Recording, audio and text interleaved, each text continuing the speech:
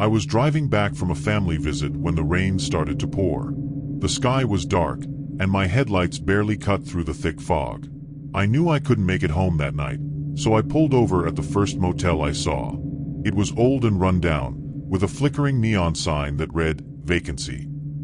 I stepped inside, dripping water all over the dusty carpet. The man behind the counter looked up from his newspaper, his eyes pale and distant. "Room for the night?" he asked in a voice that was barely louder than a whisper. "Yes, please," I replied, shivering from the cold. He slid a rusty key across the counter.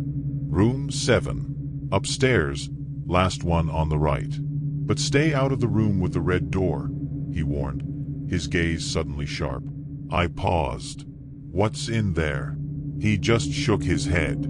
"You don't want to know." I grabbed the key and hurried upstairs. The hallway stretched long and empty, the floor creaking under my footsteps. I counted the doors. 1, 2, 3. My heart skipped when I saw it. Door number 6 was painted bright red. It stood out against the peeling white walls, almost glowing under the dim light. I walked past it quickly, my fingers brushing against the chipped paint. It felt warm.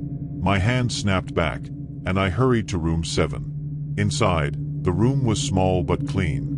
The window faced the highway, headlights flashing by in the rain. I tried to settle in, but I couldn't stop thinking about that red door. Why was it so important to stay away? I turned off the light and lay in bed, listening to the rain patter against the glass. I almost drifted off when I heard it, a soft tapping, like knuckles gently knocking on wood.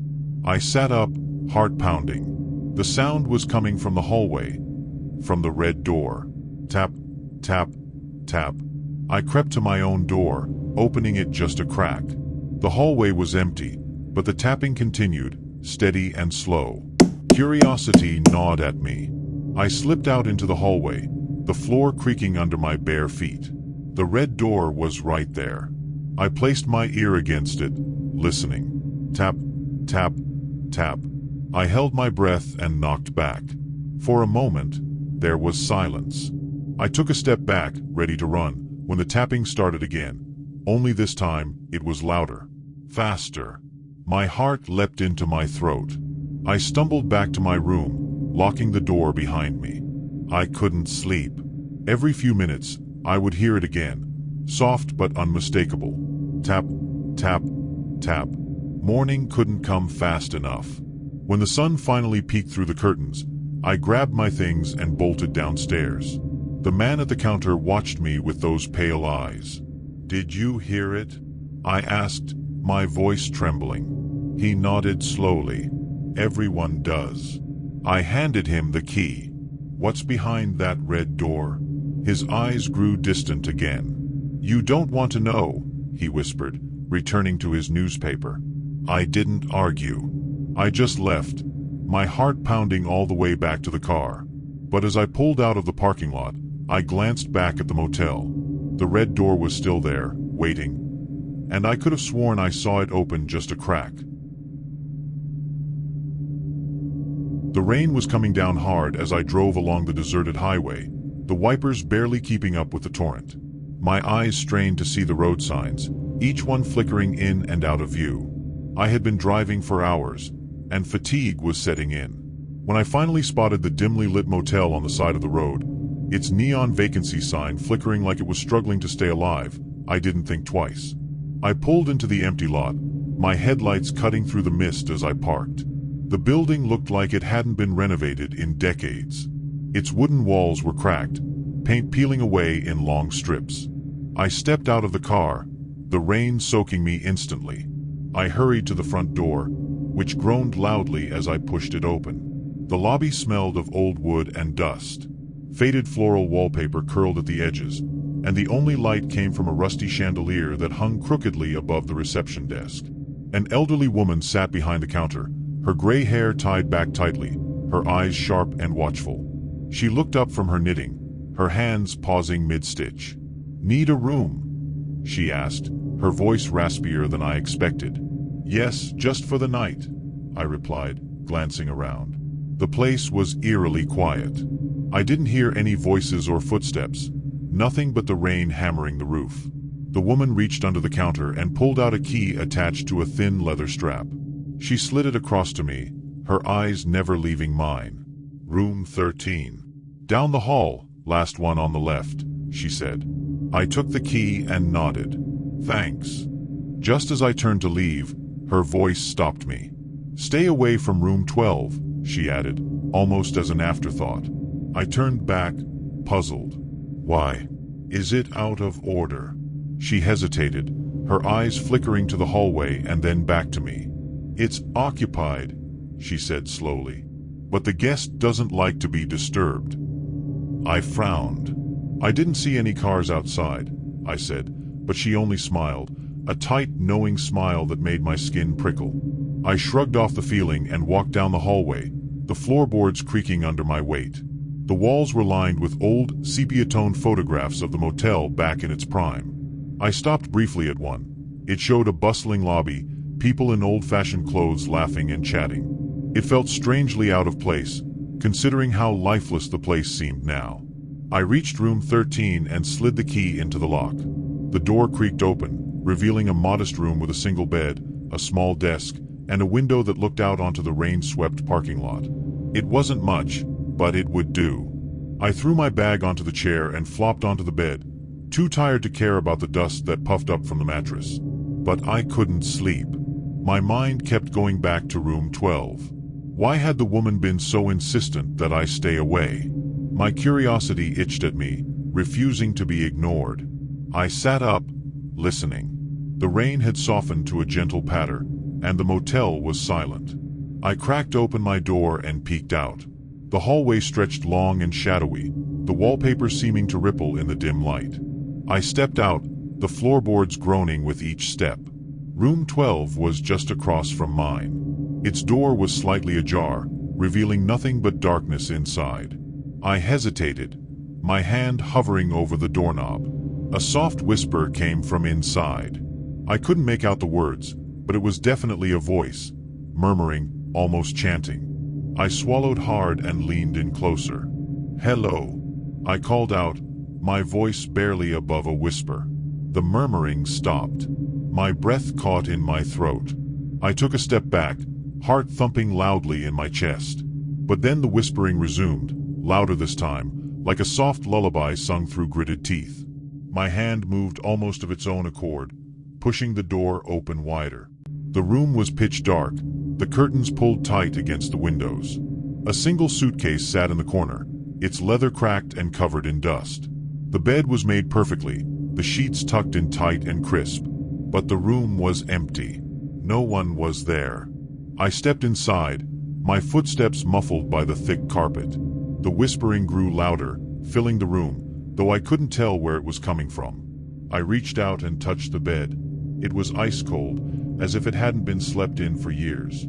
I turned to leave, but as I did, the suitcase creaked open. My heart nearly stopped. I stared at it, waiting.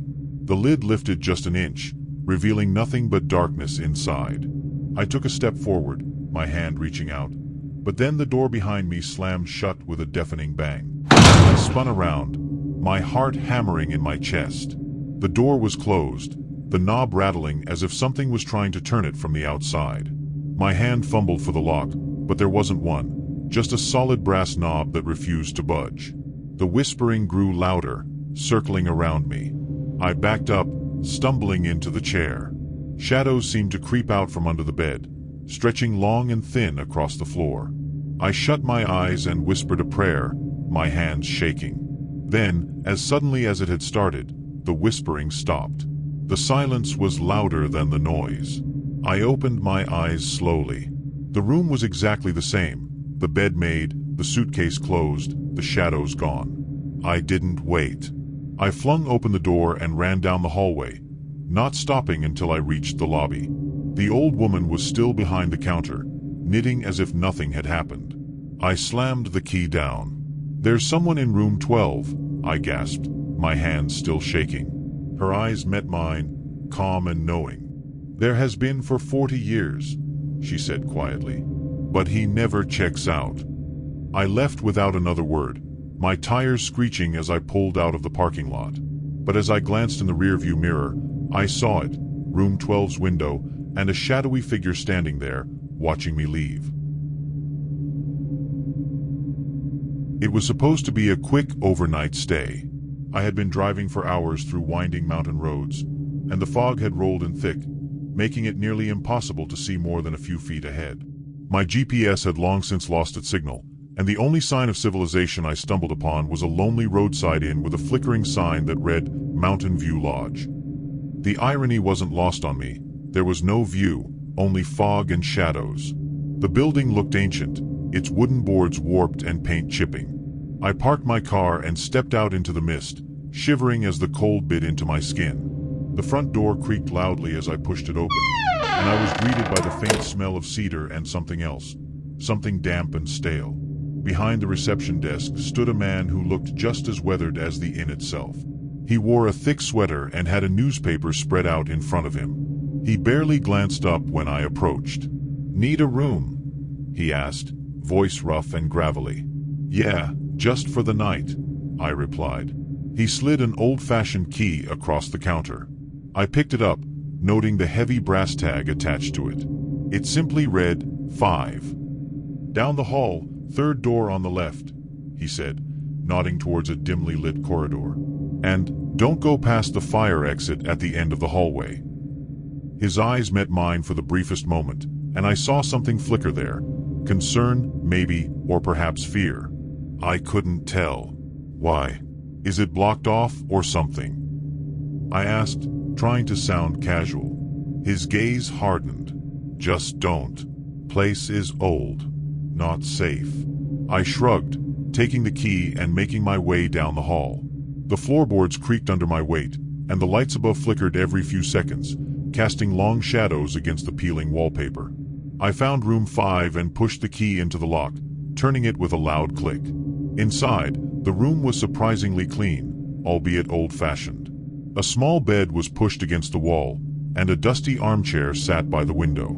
I tossed my bag onto the chair and flopped onto the bed, too tired to care about the musty smell that hung in the air. But sleep wouldn't come. The rain had started up outside, tapping rhythmically against the window pane. I tossed and turned for what felt like an hour before finally sitting up with a groan. My eyes drifted to the small clock on the nightstand. 2:13 a.m. I got up, stretching my legs and deciding to grab a bottle of water from the car. I grabbed my key and opened the door quietly. The hallway was completely dark now, the lights apparently dead. I hesitated but pressed forward, the old floorboards groaning with each step. As I passed the fire exit at the end of the hallway, I noticed something odd. There was a door beside it that I hadn't seen before. It had no number, just a plain wooden door, slightly ajar. A thin strip of light spilled out onto the floor. Curiosity got the best of me. I took a step closer, then another. I leaned in, peering through the crack. The room beyond was fully furnished, far nicer than mine.